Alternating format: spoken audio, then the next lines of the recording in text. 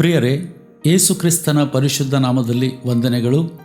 ಈ ದಿನದ ದೇವರ ವಾಕ್ಯ ಯೆಶಾಯನ ಪ್ರವಾದನೆ 38ನೇ ಅಧ್ಯಾಯ 5ನೇ ವಚನ. ನಾನು ನಿನ್ನ ಪ್ರಾರ್ಥನೆಯನ್ನು ಕೇಳಿದ್ದೇನೆ, ನಿನ್ನ ಕಣ್ಣೀರನ್ನು ನೋಡಿದ್ದೇನೆ. ನನ್ನ ಸಹೋದರನೇ ಸಹೋದರಿಯೇ, ಈ ಮಾತನ್ನು ದೇವರು ಅರಸನಾದ ಹಿಜ್ಕೀಯನಿಗೆ ಹೇಳಿ ಕಳಿಸ್ತಾರೆ.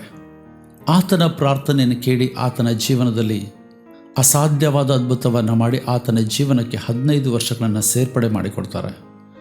ಅದೇ ರೀತಿ ಕರ್ತನು ನನ್ನ ಪ್ರಾರ್ಥನೆಯನ್ನು ಕೇಳುವ ಆತನಾಗಿದ್ದಾನೆ.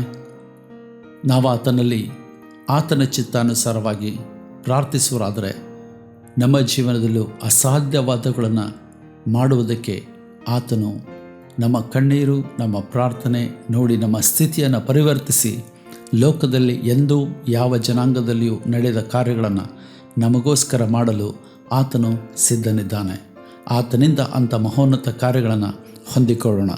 ದೇವರು ನಮ್ಮೆಲ್ಲರೊಂದಿಗಿರಲಿ. ಆಮೆನ್.